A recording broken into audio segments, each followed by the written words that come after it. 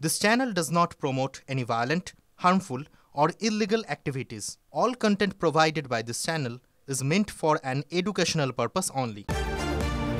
এদিকে দেখুন এই বঙ্গের কথা বলি আপনাদেরকে, ভোট প্রচারে গিয়ে দুর্নীতি গোষ্ঠীদ্বন্দ্বের মতো বাউন্সারের মুখোমুখি হতে হচ্ছে রচনাকে।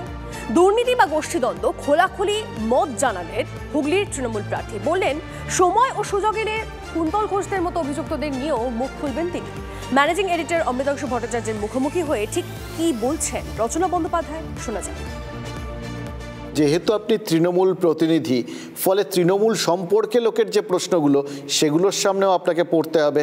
এই যে নিয়োগ দুর্নীতির থেকে শুরু করে এত রকম দুর্নীতির প্রশ্ন, এত কিছু না পাওয়ার প্রশ্ন, বিভিন্ন ক্ষেত্রে ওই 100 দিনের টাকা নিয়ে নেওয়ার প্রশ্ন, কাটমানির প্রশ্ন, এরকম বহু অ্যান্টিগনিস্টিক প্রশ্নের সামনে আপনাকে পড়তে হবে। দুর্নীতি কোথায় নেই বলুন? সব জায়গায় তো দুর্নীতি আছে। আর যদি বলেন যে গোষ্ঠীদ্বন্দ্ব, তাহলে মানে যদি বলেন যে সমস্যা একে অপরের সাথে সমস্যা, সেটাই বা কোথায় নেই? পরিবারের মধ্যেও আছে।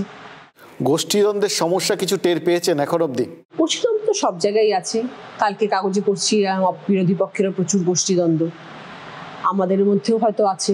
এতদিনের একটা সবাই অনেক অভিজ্ঞতা অর্জন করেছে, নতুন প্রজন্ম যারা আসছেন তাদের সাথে হয়তো কিছু মতভেদ থাকতে পারে, কোনো মনোমালিন্য থাকতে পারে। কুন্তল ঘোষের নাম শুনেছেন আপনি? হ্যাঁ শুনেছি, তার নামও শুনেছি, কিন্তু আমি তাদের সম্বন্ধে এই মুহূর্তে কিছু কমেন্ট পাস করবো না এই মুহূর্তে, কারণ আমি এখন প্রচারে এসেছি, প্রচার নিয়ে কাজ, এখন আমার মানুষের পাশে দাঁড়ানো কাজ। এইসব কমেন্টসের উত্তর দেবো যখন আমি একটা পজিশন হোল্ড করব বা আমি সেইভাবে আসবো, যখন রাজনীতিতে আমার যদি সেই জায়গা দেওয়া হয়, তখন আমি এইসব প্রশ্নের সম্মুখীন হব এবং সেই প্রশ্নের উত্তর ডেফিনেটলি দেবো।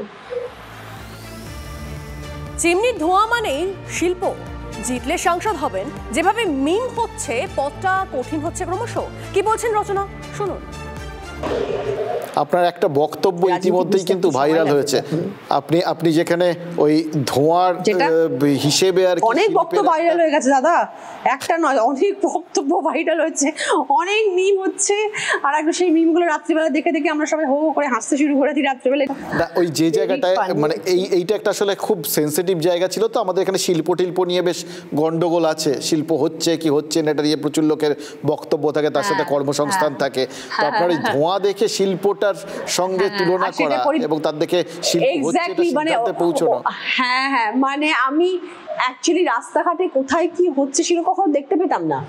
এখন দিনের বেলা যখন আমি ট্রাভেল করছি তখন আমি দেখতে পাই যে আজকে আমাদের এই গ্রামের গলি গলিতে যে সড়ক, আগে যেরকম এরম ভাবে গাড়ি যেত, আজকে সে গাড়ি স্মুথলি যাচ্ছে। যে আমি যখন আসছিলাম সেটার পরিপ্রেক্ষিতে আমি বলছি যে আমি যখন আসছিলাম তখন আমি দেখলাম বেশ কয়েকটি কারখানা, এবং উপর দিয়ে যেরকম কালো ধোঁয়া বেরোয় সেরকম বেরোচ্ছে। তার মানে কারখানাগুলো চলছে, মানে তালা পড়ে যায়নি। তো সেই জন্য আমার মনে হলো যে ধোঁয়া বেরোচ্ছে মানে সেই কারখানাগুলো কর্মরত, মানে মানুষ কাজ করছে, যাদের ভেতর থেকে ধোঁয়াটা বেরোচ্ছে। আমি বললাম যে কোথায় আপনারা বলছেন যে কারখানা নেই বা শিল্প নেই, হচ্ছে তো।